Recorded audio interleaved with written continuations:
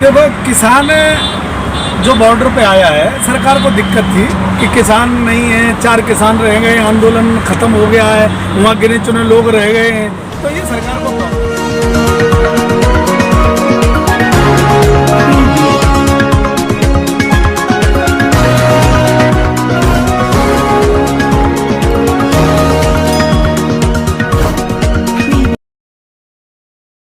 आज 26 तारीख है। आज किसान जो है, एक अपील थी कि 26 तारीख को हमारे यहाँ टिकैत साहब की कि 26 तारीख को किसान जो है अपना राज्यपालों को एक पत्र देंगे, जो विज्ञापन देंगे कि किसानों की जो है मांगे मानी जाए और किसानों से बातचीत चर्चा की जाए।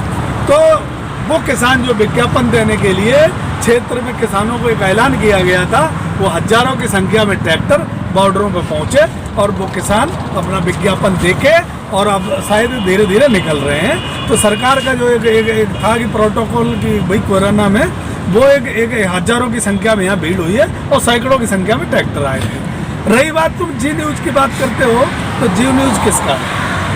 हमें जी न्यूज़ से या रजत शर्मा से या ये जो जिनकी तुम बात करते हो, उनसे किसानों को कोई उम्मीद नहीं है। और उम्मीद ऐसा ही है कि किसानों को ये आतंकवादी बताएंगे, किसानों को लुटेरा बताएंगे, किसानों को देशद्रोही बताएंगे। लेकिन किसान जो भारतीय जनता पार्टी से ये सवाल पूछेगा कि जब हम लुटेरा नहीं थे, जब 2014 में तुम्हें वोट दिया था, जब हम लुटेरा नहीं थे, जब हमने 2017 में तुम्हें वोट दिया था, तब हम राष्ट्रभक्त थे, जब 2019 में हमने तुम्हें वोट दिया था। अब ये सवाल भारतीय जनता पार्टी से, जब भारतीय जनता पार्टी हमारे गांव में, हमारे क्षेत्रों में वोट मांगने जाएगी, या हमारा लोकल कार्यकर्ता, बड़े किसी नेता की हिम्मत नहीं है अब, क्योंकि चौपाल लगाने से ये पीछे हट गए। बहुत सारी चीज़ें इन्हें पता चल गई। इनकी आरएसएस जो खबर दे रही है कि ज़मीन पे तुम्हारा माहौल ख़राब है, किसान मजदूर और यहाँ का युवा जो है तुमसे बिगड़ा हुआ है। भारतीय जनता पार्टी ने देश को जो बेचने का काम किया, भारतीय जनता पार्टी ने किसानों को जो बेचने का काम किया, भारतीय जनता पार्टी ने इस देश के मजदूरों के लिए जो कानून निरस्त किए और जो अपने लेबर लॉ ख़त्म किया, उनके लिए देश के कोने कोने में और उत्तर प्रदेश के घर घर में, उत्तर प्रदेश में 22 में चुनाव है, ध्यान रखना, उत्तर प्रदेश में 22 में चुनाव है, तो उत्तर प्रदेश के घर घर में क्रांति निकलने वाली है। और वो भारतीय जनता पार्टी के लिए मुसीबत का एक बहुत बड़ा एक रास्ता बनेगी। और टिकैत साहब की फोटो और भारतीय किसान यूनियन का झंडा हर एक उत्तर प्रदेश के घर में आपको दिखाई देगा। और भारतीय जनता पार्टी का एक एक बच्चा उत्तर प्रदेश का विरोध करता दिखाई देगा, क्योंकि भारतीय जनता पार्टी ने हर एक उत्तर प्रदेश के व्यक्ति को धोखा दिया है। धोखे के अलावा और इन्होंने उत्तर प्रदेश को कुछ नहीं दिया। सबसे बड़ा धोखा ये दिया कि उत्तर प्रदेश का मुख्यमंत्री नहीं, सबसे बड़ा धोखा ये दिया कि उत्तर प्रदेश से मुख्यमंत्री ने वोट तो पाया है, लेकिन प्रधानमंत्री ने वोट तो पाया है, लेकिन ये प्रधानमंत्री भी गुजरात से दिया। उत्तर प्रदेश आज ठगा महसूस कर रहा है। अगर उत्तर प्रदेश का मुख्यमंत्री होता, उत्तर प्रदेश का प्रधानमंत्री होता, तो उत्तर प्रदेश के अपने लोगों का दर्द जरूर सुनता। हमें दुख इस बात का है कि हम उत्तर प्रदेश वालों के साथ 17 में भी धोखा हुआ, उत्तर प्रदेश वालों के साथ हमारे 2019 में भी धोखा हुआ। इस धोखे से हम आंदोलन कर रहे हैं और इस आंदोलन में हमारी नहीं सुनी जा रही है। इससे हम आहत हैं सब, और हम इसे 2022 आ रही है, उसमें मजा चुकाएंगे। कृष्णपाल जी, आपने बोला है कि राकेश टिकैत का फोटो होगा और किसानों को झंडा होगा। क्या आप जो आंदोलन करने के राजनीति करने के लिए कर रहे हैं? क्या आप चुनाव लड़ेंगे? एक बात तुम समझ लो, तुम हर चीज राजनीति से मत जोड़ो। टिकैत भारत में हर घर के और हर किसान के नेता बन गए हैं। तो गांव में जो रहता है कोई नेता नहीं रहता, किसान रहता है। और राकेश टिकैत की जो फोटो है ना, दिल में और घर में, ये किसान की होगी। किसान ये तय, राकेश टिकैत जी ने और किसानों ने ये तय कर दिया है कि ये वोट किसको देना है, ये तय नहीं करेंगे। लेकिन भारतीय जनता पार्टी को वोट नहीं देना है, ये राकेश टिकैत तय करेंगे और एक किसान का बच्चा तय करेगा। अब तुम राजनीति की बात मत करो। वोट लड़ने का भी इरादा है क्या किसान का? अब इसमें चुनाव की बात कहाँ से आ गई? चुनाव की बात कहाँ से आ गई? बंगाल का चुनाव हुआ। बंगाल के चुनाव के बाद में राकेश टिकैत जी और पूरा संगठन जो है ममता बनर्जी से मिलने गए थे। तो क्या ये राजनीति षड्यंत्र नहीं है? मिलने गए थे ना, चुनाव के बाद मिलने गए थे ना। तो यूपी में चुनाव आ रहा है ना सर? यूपी में चुनाव आ रहा है, तो चुनाव से किसी से मिले नहीं ना। अब वो ये कह रहे हैं भारतीय जनता पार्टी को सत्ता में नहीं रखना है, भारतीय जनता पार्टी में सत्ता में नहीं आनी चाहिए, क्योंकि भारतीय जनता पार्टी ने किसानों के साथ, उत्तर प्रदेश के साथ धोखा किया है और देश के साथ धोखा किया है। अब कौन आएगा राकेश टिकैत जी उससे फिर मिलेंगे, क्योंकि उत्तर प्रदेश के कानून, उत्तर प्रदेश की 2022 में जो सरकार बदलेगी वो उत्तर प्रदेश में कानून नहीं लागू होने देगी।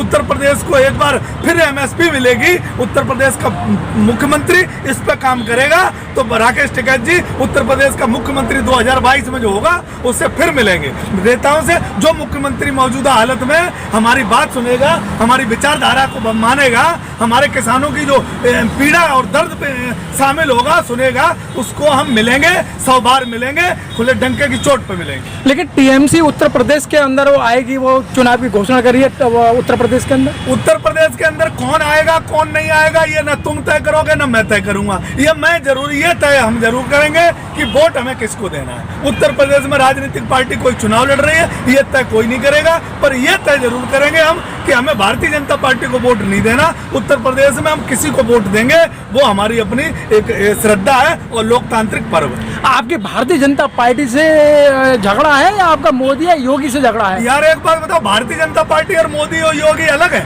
Bharatiya Janata party limited, private limited company है जिसे अमित शाह और मोदी जी चला रहे हैं, और ये खरीदने वाले अडानी और अंबानी है। ये 2 और 2 4 हैं, इनको समझ लो तुम। और अगर बीजेपी की बात करते हैं तो बीजेपी में आदरणीय अटल बिहारी वाजपेयी थे, तब हम बीजेपी की बात करते थे और उस बीजेपी की बात अलग थी। लेकिन आज जो ये दलाल बैठे हैं और 2 दलाल खरीद रहे हैं और 2 दलाल बेच रहे हैं, अगर उनकी हम बात करते हैं तो ये भारतीय जनता पार्टी सिर्फ 2 लोगों की है, अब सिर्फ अमित शाह की और मोदी जी की। तो हम भारतीय जनता पार्टी की इसलिए बात करते हैं क्योंकि इन्होंने भारतीय जनता पार्टी को हाईजैक कर लिया है और अंध भक्तों को आगे बढ़ा दिया है, और जो संबित पात्रा जैसे लोग हैं इन्हें एंकर बना दिया है, और इन्हें आता पता कुछ नहीं है। सिर्फ ये विपक्ष को गाली देना जानते हैं, किसानों को आतंकवादी बताना जानते हैं, और देश को और देश के हमारे जो जवान हैं उनको देशद्रोही बताना जानते हैं। बाकी इनको और कुछ नहीं पता।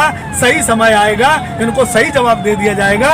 इनको हम अब की बार पाकिस्तान के बॉर्डर पे उधर भेजेंगे, क्योंकि इन्होंने हमें बहुत पाकिस्तानी बताया, खालिस्तानी भी बताया, आतंकवादी भी बताया। ये हर एक किसान का बेटा अपने दरबार आज एक टूटू आ रहा है, टिड्डी भी बताया है आपको।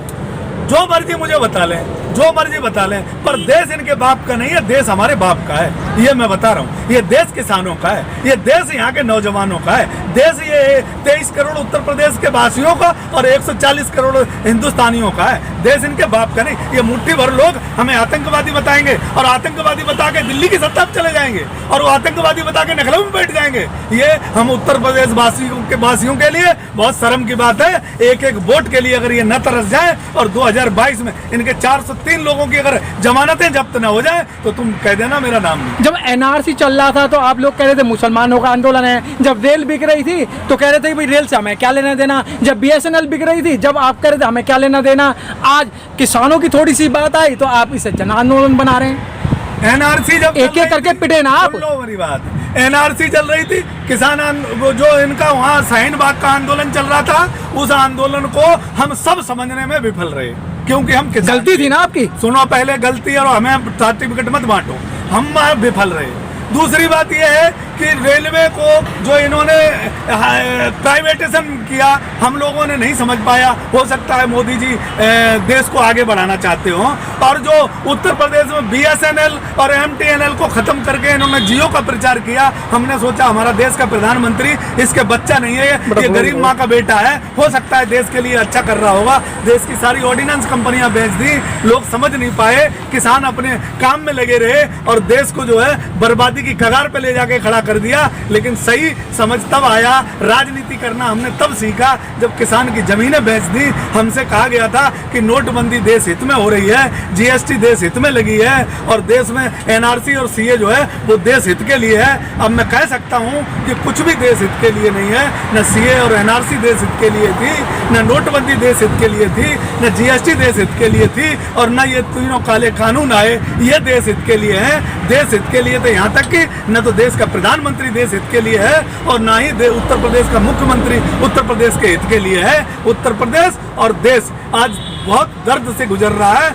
बहुत इसके दर्द हो रहा है। और उत्तर प्रदेश वासी तो गुस्से में इतने हैं कि समय आने पे अपने जब गांव में इनको झंडा और डंडा देखेंगे तो शायद इनका इन डंडे से इनका जवाब दिया जाएगा, क्योंकि उत्तर प्रदेश की जनता बिल्कुल अपने सूझ और बूझ के साथ तैयार खड़ी। आप कह रहे हैं उत्तर प्रदेश के वासी गुस्से में है। अभी योगी सरकार ने कहा है कि कोरोना काल में हमने 90 लाख लोगों को रोजगार दिया। आज योगी जी की वर्चुअल कॉन्फ्रेंस थी मतलब कि अभी, और वो कह रहे हैं उसमें घोषणा करने वाले हैं कि हमने 1.5 करोड़ लोगों को अब रोजगार। भाई अगर तुम्हें जानकारी लेनी है तो योगी आदित्यनाथ जी की जो सरकारी संस्थाएं, जो हमारी सरकारी संस्थाएं हैं, उनमें आप देख लो कि इन्होंने कितनों को रोजगार दिया और उत्तर प्रदेश की जीडीपी कहाँ है, उत्तर प्रदेश किस दिशा और दशा में खड़ा है। उत्तर प्रदेश के मुख्यमंत्री और देश का प्रधानमंत्री, मैं खुले दिल से और पूरे उत्तर प्रदेश वासियों की तरफ से कह रहा हूँ कि दुनिया के नंबर 1 झूठे हैं। इनकी बातें अगर मीडिया मानेगी तो मीडिया सिर्फ पैसे के बदौलत चलेगी, बाकी सब जमीन पर कुछ नहीं मिलेगा। क्योंकि उत्तर प्रदेश का मुख्यमंत्री अगर कोरोना काल में रोजगार दिया तो वो लोग कौन थे जो डंडे लेके और लठ लेके यहाँ से 1800 किलोमीटर जिन लोगों को पैदल चलाया। अगर कोरोना काल में तुमने 80 करोड़ लोगों को राशन दे दिया तो राशन कार्ड का उत्तर प्रदेश का ब्यौरा दे दो कि उत्तर प्रदेश और देश में राशन कार्ड कितने हैं, इतने जनसंख्या है, इतने राशन कार्ड। इनको एक्चुअली जमीन पर कुछ पता ही नहीं, और जो लोग समझना जानते नहीं, समझना चाहते नहीं और समझते नहीं, उनको बेवकूफ़ बनाने में ये इन कामयाब होते हैं। लेकिन अब कोई बेवकूफ़ नहीं बनेगा, क्योंकि 80 करोड़ गाजियाबाद की अगर जब बात करते हैं, जिस धरती पे ये आंदोलन हो रहा है, यहाँ की 24 लाख का पॉपुलेशन है, 6 लाख से ज़्यादा यहाँ राशन कार्ड नहीं है। तो कौन सा हिसाब इनका है कि ये कहते हैं कि 80 करोड़ लोगों को मैंने राशन दे दिया। तो मैं ये कहता हूँ कि ये झूठ और प्रधानमंत्री और मुख्यमंत्री दोनों झूठ के अलावा और कुछ नहीं बोलते हैं। स्मार्ट सिटी में उत्तर प्रदेश को नंबर 1 क्या है? स्मार्ट सिटी सुनो किस पुरस्कार कौन दे रहा है? रूबिका लियाकत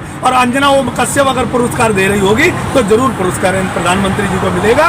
पर वर्ल्ड की सारी संस्थाएं प्रधानमंत्री जी से कोई भी संतुष्ट नहीं है, यहाँ तक कि तुम्हारा गूगल वो भी संतुष्ट नहीं है। अगर गूगल पे प्रधानमंत्री का नाम डालोगे तो हमें शर्म आती है, हमें ऐसे प्रधानमंत्री पे जो हमारे देश की भी नाक कटाता है। ऐसे गूगल पे रिसर्च करके देख लो ना हमारे प्रधानमंत्री के बारे में, तो हमारे देश का आज स्थिति क्या है हम कुछ कह नहीं सकते। बस सही समय पे हमें प्रधानमंत्री भी बदलना होगा और अपने देश का सम्मान भी बढ़ाना होगा, क्योंकि ये देश बहुत मुसीबतों से गुजर रहा है और इन्होंने आके सिर्फ 2 आदमी के लालच में ये देश पूरा का पूरा गिरवी रख दिया है। ये देश गिरवी से रखा है, वहाँ से हमें छुटाना पड़ेगा, क्योंकि नया युवा प्रधानमंत्री और उत्तर प्रदेश का मुख्यमंत्री आएगा, वो देश को नई दिशा देगा। बंगाल में बीजेपी हार गई, लेकिन जो बात उत्तर प्रदेश की करें तो उत्तर प्रदेश में अब तक बीजेपी कई बार आई और पूर्ण बहुमत से आई। क्या किसान अति आत्मविश्वास में नहीं है? उत्तर प्रदेश में इन्होंने उत्तर प्रदेश एक जो यहाँ बड़ी धार्मिक जगह है उत्तर प्रदेश, भगवान राम ने यहाँ जन्म लिया, भगवान श्री कृष्ण ने यहाँ जन्म लिया, तो ये भावनाएं भड़काने में कामयाब हो जाते थे। बात आपकी बिल्कुल सच है, भावनाएं भड़काने में कामयाब हो जाते थे। भगवान राम से अयोध्या से ये शुरू होते थे और मंदिर के नाम पे जब ढुबली बजाते थे तो लोग समझते थे कि वाकई इन्हें राम से और भगवान राम के मंदिर से प्यार है। लेकिन जो राम मंदिर का इन्होंने घोटाला किया, 14,000 करोड़ रुपए पहले खा गए, 18,500 करोड़ रुपए अब 18 करोड़ रुपए अब खा गए, और भगवान राम का जिस तरीके से ये व्यापार कर रहे हैं, और हो सकता है ये मंदिर में भी न जाने कितनी लूट घसोट करें और मंदिर बनने के बाद भगवान की आरती से भी पैसे ना छोड़े, इनका कोई भरोसा नहीं। इसलिए उत्तर प्रदेश की जनता अब इनसे होशियार है, क्योंकि राम के नाम पे न वोट देगी, न हिंदू मुसलमान के नाम पर वोट देगी। अब उत्तर प्रदेश में जिसने विकास किया, जो विकास की बात करेगा, उत्तर प्रदेश सिर्फ विकास के रास्ते पे जाएगा, रोजगार के रास्ते पे जाएगा, लैपटॉप के रास्ते पे जाएगा, डायल 100 के रास्ते पे जाएगा और 108 नंबर के रास्ते पे जाएगा। इसे उत्तर प्रदेश को अब सख्त जरूरत है, विकास की जरूरत है। क्या अब आप लोगों को 20 लाख की जरूरत नहीं है? हमें पता है कि 20 लाख हमें मिलने वाले नहीं। उस टाइम हम झांसे में आ गए थे 15 लाख के, लेकिन हमें ये कहा गया था कि प्रधानमंत्री जी और एक बाबा जो है उसने कहा था कि 15 लाख आ जाएंगे और हमें 35 रुपये लीटर पेट्रोल मिल जाएगी। हम उस टाइम राजनीति नहीं जानते थे, तो हमें पता था कि हो सकता है कि काला धन विदेशों से आ जाए और हमें 35 रुपये लीटर पेट्रोल मिल जाए, और विदेशों से हो सकता है प्रधानमंत्री ईमानदार आए तो हो सकता है पैसों से ले आए पैसे 15 लाख रुपए हमारे हमारे अकाउंट में आ जाएं। जिस हिसाब से इन्होंने अकाउंट खुलाया था और वो अकाउंट में भी कितनी धांधली हुई कि 330 रुपये हमसे साल लिए गए, 12 रुपये लिए गए और अरबों रुपये इकट्ठे किए गए, और वो भी मुझे लगता है अडानी अंबानी के अकाउंट में चले गए। किसान के मजदूर के साथ और किसान के साथ यहाँ भी धोखा किया गया। ये न 15 लाख का अब हमें लालच है, न हमें किसी चीज़ का लालच है। अब हमें अपना देश और उत्तर प्रदेश हमारा सुरक्षित रहे, सबसे बड़ी लड़ाई हमारी यही है। 10 दिन में जब आदमी पिटता है, 10 दिन याद रखता है, 12 दिन याद रखता है, 15 दिन याद रखता है, उसके बाद में भूल जाता है।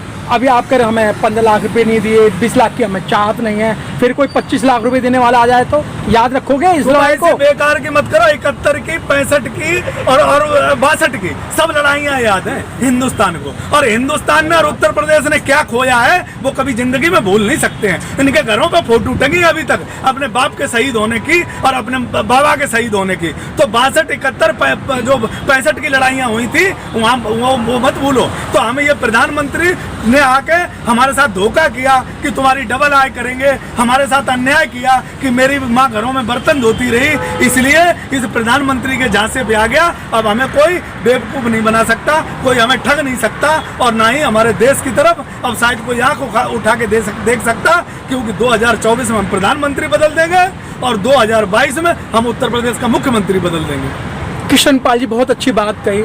इस देश के अंदर सिर्फ चेहरे बदले जाते हैं, सिद्धांत नहीं बदले जाते। मोदी जगह फिर कोई आएगा, फिर वो कहेगा जी हम किसानों का बढ़िया बिल ला रहे हैं, फिर क्या करोगे? भाई चेहरे बदले जाते हैं। चेहरे में अगर ये कहो 70 साल कांग्रेस ने राज्य किया देश पे, उसने बैंकें खोली। हम कांग्रेस सपोर्टर नहीं है, लेकिन बैंकें खोली ना, ऑर्डिनेंस कंपनियां खोली ना, ये इतनी देश में हमारे कंपनियां खोली ना, जितनी जहाज बनाने वाली सुई से और जहाज और बनाने वाली कंपनियां खोली ना, कांग्रेस ने खोली। लेकिन इसने क्या किया? इसने सिर्फ बेचने का काम किया, जो 70 साल में कांग्रेस ने इस देश को दिया था। जितना दे पाई कांग्रेस अपनी ताकत से, अपनी समर्थ से, इस प्रधानमंत्री ने वो सारी चीजें अडानी अंबानी के नाम, अडानी अंबानी के बाप की प्रॉपर्टी बना दी। इस प्रधानमंत्री ने ये किया। प्रधानमंत्री बदलते रहते हैं, चेहरे बदलते रहते हैं, लेकिन मैं ये मानता हूँ कि विचारधाराएं भी बदलती रहती है। और अभी अब देश में अगर कोई हावी होगी तो सिर्फ किसान और किसान की विचारधारा। कोई भी प्रधानमंत्री आएगा, कोई भी उत्तर प्रदेश का मुख्यमंत्री आएगा, किसान को भी इग्नोर नहीं कर सकता, क्योंकि इन 7 महीनों में किसान ने जो सीखा है वो शायद है कि दिशा और दशा राजनीति की बदल देगा। ये मैं दावे के साथ कह रहा हूँ। अखिलेश जी ने अच्छा काम किया, आपने अखिलेश जी को नकार दिया।